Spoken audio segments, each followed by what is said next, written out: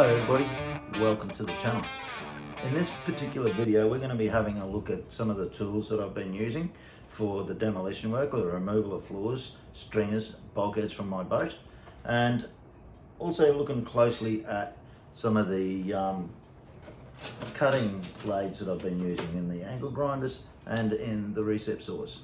Okay, so what I did was I purposely went out and I bought a lot of different blades for the recep saws, and there's a few here to basically work out, you know, what is the best tool to use moving forward, or what is the best blade to use moving forward, and not just with the recep saws but with the angle grinders as well, because I've got a pretty big project ahead of me and I want to make sure that I'm using the right tools, the quickest tool, the most efficient tool, the one that's going to cut through the glass and the material fastest. I want to get it done quickly. Removal of the product is what I want to get done quickly. Putting the product back in, I need to take my time and get it right. So I'm also going to talk about a little bit about how I went through that process as well. So the very first thing that I did, well, the first cuts that I started to make were with the angle grinders, but also with the circular saw. So there's a video that I've got up on the page that shows little time-lapse videos of me cutting the floor and everything out. But the circular saw was probably one of the first cuts that I made through the floor. Now, the circular saw worked quite well, but the problem is, you can see it's quite wide. So it takes up quite a bit of space when you're trying to make those cuts. And you can't get it into some of those tight places, the tight spots. So you've got to, sometimes what I had to do was I had to start the cut with the circular saw, get it through the floor, make that cut into the floor, and then I changed from the circular saw to my reciprocating saw. So I went from that, I made my cut, and then I grabbed this beast here. Actually, in the video, there's a couple of saws that I used in the video. One is this one, the other one is my Makita battery operated 18 volt lithium battery operated Makita. So that's what we went to. Now, this blade here, as you can see, is quite long, quite flexible, and you'll see in one of the videos that I'm going to show is it's quite handy when you're getting up under a stringer. You want to get right as close to the floor as you possibly can, so you want it to sort of contour with the floor of the boat, and that works quite well. So what I had to do is basically cut down the stringer, then across the stringer to get me enough room to get the blade in there. Sometimes I had to manipulate it a little bit, and then basically run down. The blade would rest on the floor and it would contour itself to the floor, so it wasn't cutting through the floor. Didn't want a hole in the bottom of the boat, for crying out loud. So that nice long blade was perfect for that. All right, so that's my recep saw. That's my electric recep saw anyway. Like I said, I've got another Makita that I use quite regularly, and it does the job quite well. So we'll put that over here. I'll just take that blade off because we're going to have a look at that later. So see how easy that is when you're removing the blades. That's locked in, and you just twist that knob there and it comes out. So there we go. So the first thing that I want to talk about is probably the grinding discs, more so the grinding disc than the cutting disc for the angle grinder. So that's a cutting disc, and then we've got our grinding discs. Now I'm going to put those behind me. A lot of these grinding discs, these are what we call flap discs. These flap discs here, there's a few there. These flap discs here, basically just a few of the ones that I've used so far getting to where I am at. So typically, as a rule, I always use 40 grit or 60 grit flap discs or paper of any kind when I'm doing this type of work, because when I want to make a chemical bond between laminates, if let's say, for example, what I do, I'm gonna have to pick them up later now. Righto, good on you. When, let's say, one day I'm going to lay down the 3 sheets of glass, I've got them all sitting there, come back the next day, what I've got to do is I want to sand back the wax if I'm using waxed resin, I'm going to sand back the wax that's sitting on the top of it, or grind back the wax. So normally what I'll do is I'll use these guys 40 grit, and I'll give it a, once over with this. I won't go too hard on it because all I'm trying to do is get rid of the wax, trying to put some nice big scratches in there so that it gets a chemical bond between the next layer of glass that I'm going to put on top of it. So what I do is I'm now buying them in these in bulk, or when I say bulk, buy them in these tubs.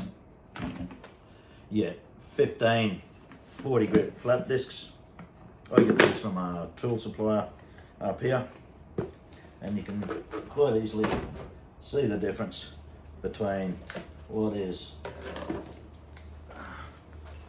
that one there and that guy there. That's been used quite a bit, and it's basically at the end of its life. Oh, throw it in the bin, mate. Get rid of it. Throw it out. So that's what they end up like. All right, so this one here, you can see on the back there, says 40 grit, 125 millimeter. So it's for a 125 millimeter angle grinder, and they do the job quite well for that sort of work. So they're the flat discs. I use them a lot. They get used a lot. The other grinding tools that I'll use are basically this one here. So on this angle grinder here, this is a 24 grit paper. Now this is different because I use 40 grit for my chemical bonds, and I use 16 or 24 grit for my mechanical bonds. We'll talk about that in the future some other time. But that is basically, again, it's just another pad that sits on the grinder. Very easy to get on and off. You can change them over very, very quickly, very rapidly. I also use this. So this is a foam back sanding pad, and it just spins on there. Get that on nice and easy. Get that off nice and easy. Get that on nice and easy. There we go. Easy as that. And Velcro. So we've got, again, 40 grit paper, and every couple of minutes you'll destroy one of these in a couple of minutes. So I use these a lot if I've got big surface areas that I need to get through rather rapidly. What these don't like is when you're trying to work in corners, because these are just foam. So when you get into the corner, it tends to just destroy the edge of the foam, and then these discs just start flying off everywhere, and you don't want that. So flat surfaces, these are great for flat surfaces.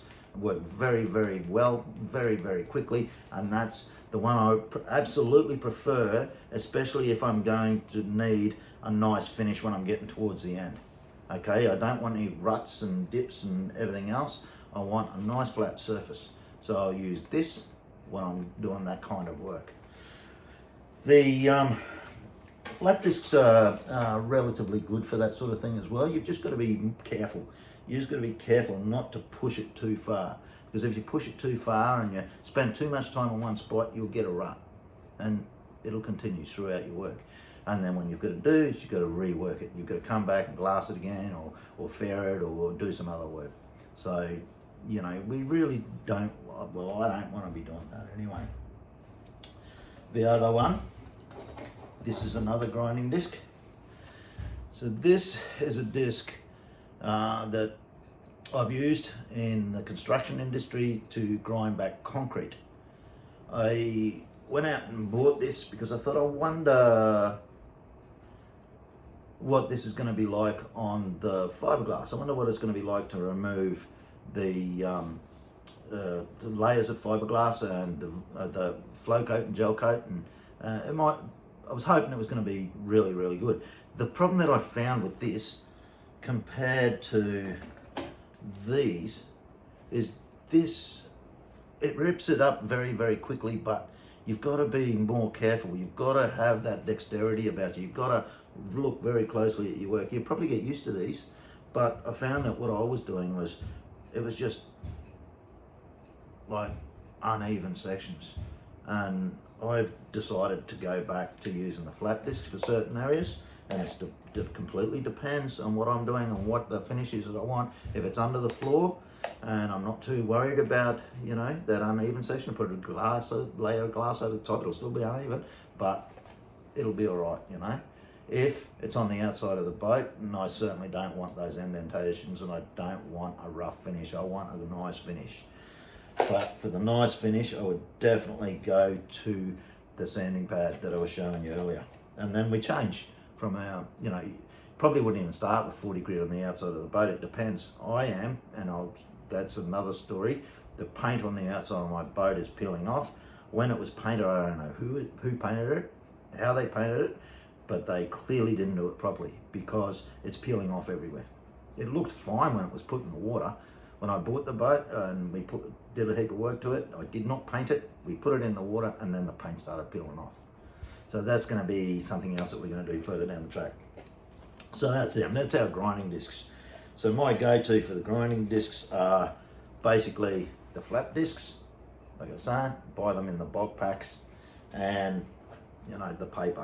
If I want a mechanical bond, go to these guys. 24 grit or 16 grit for my mechanical bond, and 40 grit for my chemical bond. Chemical, mechanical, right. Now, the cutting discs. So this guy here is by far, without doubt, the very best that I've found.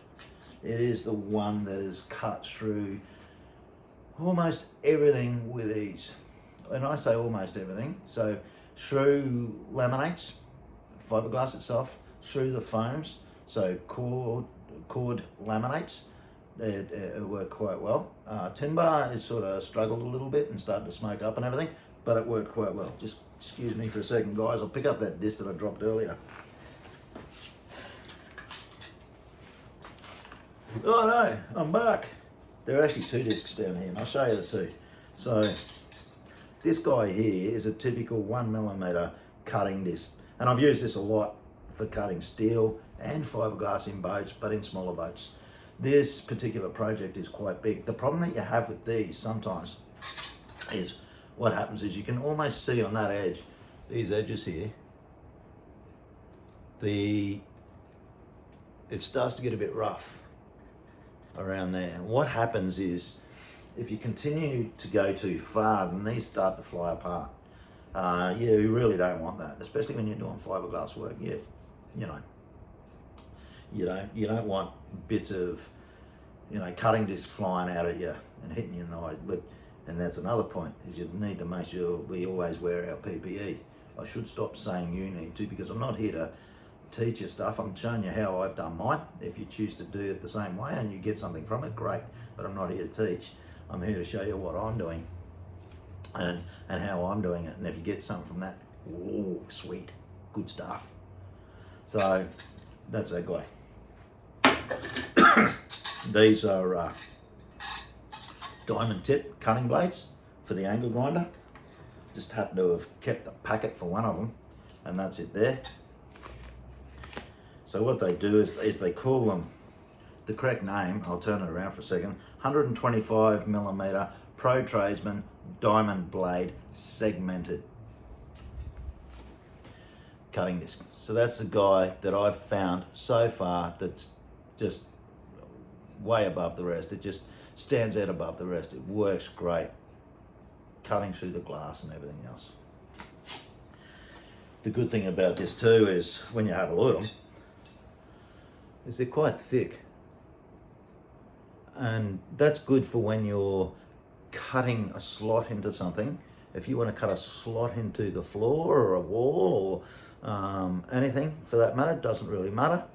And then you want to get your recip saw blade in there, because remembering that our recip saw blade is quite flexible, we're going to get our recip saw blade in there. I'll grab the saw again.